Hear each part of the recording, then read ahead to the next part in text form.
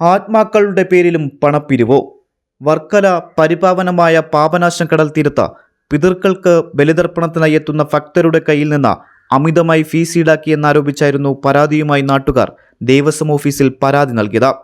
തിരുവിതാംകൂർ ദേവസ്വം ബോർഡിന്റെ കീഴിൽ പ്രവർത്തിക്കുന്ന ബലിമണ്ഡപത്തിൽ ബലിതർപ്പണത്തിന് 75 രൂപയും അസ്ഥിപൂജയ്ക്ക് 100 രൂപയും ഈടാക്കുമ്പോൾ തീരത്ത് ബലിതർപ്പണം നടത്തുന്ന കർമ്മികൾ ബലിപൂജയ്ക്ക് 100 രൂപയും അസ്ഥിപൂജയ്ക്ക് 300 രൂപയും വാങ്ങുന്നതായുള്ള പരാതികളാണ് ഉയരുന്നത്.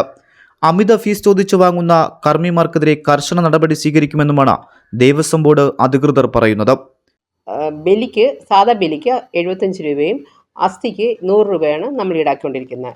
ഇപ്പോൾ കടപ്പുറത്ത് ഇരുന്ന ബലിയിടുന്നവർ അധികം പൈസ ഈടാക്കുന്നെന്ന് പറഞ്ഞുകൊണ്ട് പരാതികൾ ലഭിച്ചിട്ടുണ്ട്. ആ പരാതിയിന്മേൽ നമ്മൾ നടപടി സ്വീകരിക്കുന്നതാണ്. തീരത്ത് വ്യാജ ബോർഡുകൾ സ്ഥാപിച്ചുമാണ് ഭക്തരെ കബളിപ്പിക്കുന്നതായും നാട്ടുകാർ പറയുന്നത്.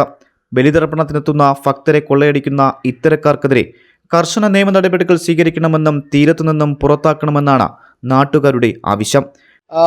വാവുബലിക്കെത്തുന്ന പാപനാശം തീർത്ഥഘട്ടത്തിൽ വാവുബലിക്കെത്തുന്ന കടൽ തീരത്തിരിക്കുന്ന തന്ത്രിമാർ യാതൊരു തത്വദീക്ഷയുമില്ലാതെ ജനങ്ങളിൽ നിന്ന് അമിതമായിട്ട് പൈസ പറ്റിച്ചെടുക്കുന്ന ഒരു സംവിധാനം ഇന്ന് രാവിലെ എൻ്റെ ശ്രദ്ധയപ്പെടുത്തിയത് എല്ലാവരെയും അറിയിക്കാൻ വേണ്ടിയാണ് ഈ ഒരു വീഡിയോ.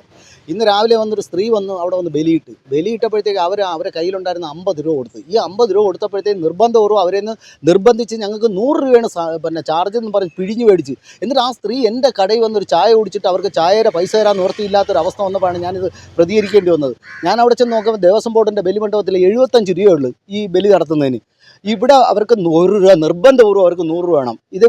ഇതേപോലെയാണ് അസ്ഥി നിമജ്ജനത്തിന് ദേവസ്വം ബോർഡിൻ്റെ റേറ്റ് എന്ന് പറഞ്ഞാൽ 100 രൂപയാണ്.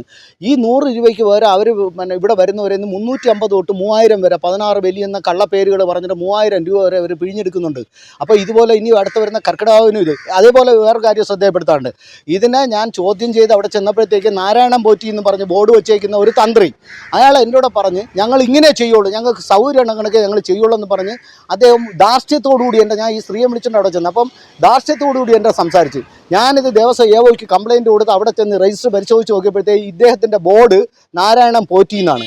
പക്ഷേ യഥാർത്ഥത്തിൽ അവിടുത്തെ രജിസ്റ്ററിൽ ഇയാളെ ഫോട്ടോയും വെച്ചിരിക്കുന്ന രാജേന്ദ്രനാണ്. അപ്പം കള്ളപ്പേരുകളിൽ ബോർഡ് നിർമ്മിച്ച് രാജേന്ദ്രൻ എന്നുള്ള പേര് മാറ്റി നാരായണം പോറ്റി എന്നുള്ള ബോർഡ് വയ്ക്കുകയും പിന്നെ രാധാകൃഷ്ണൻ പോറ്റിയല്ല രാഷൻ നായർ എന്ന് പറയുന്ന അയാൾ രാധാകൃഷ്ണൻ പോറ്റി എന്നുള്ള പേരും വെച്ച് പാവപ്പെട്ട ഭക്തജനങ്ങളെ പിഴിഞ്ഞെടുക്കുന്ന ഒരു നടപടി.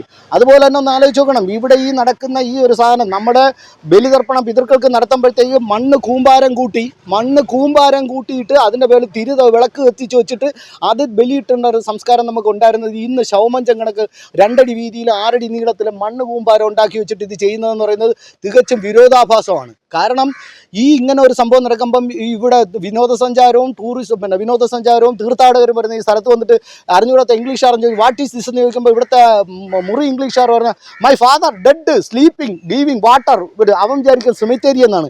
ഇത്രയും അപഹാസ്യമായിട്ടുള്ള ഒരു സംവിധാനമാണ് ഈ പാപനാശം തീർത്ഥാടനത്തിൽ നടക്കുന്നത്.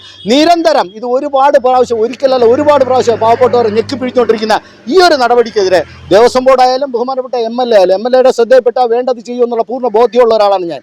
കാരണം ക്ഷേത്രത്തിനകത്ത് ഒരു 64 പടികളുടെ ഇത് വന്നപ്പോഴത്തേക്ക് ഞാൻ ചെന്ന് ഒരു വാക്ക് പറഞ്ഞതേ ഉള്ളൂ. പുള്ളിയുടെ ടൈൽസ് ചെയ്ത് കെട്ടിത്തന്ന ഒരു MLA ഇവിടെ ഉള്ള സ്ഥിതിക്ക് അദ്ദേഹത്തിൻ്റെ ശ്രദ്ധയിൽ എനിക്ക് തീർച്ചയായിട്ടും ഇത് പെടുത്തണം.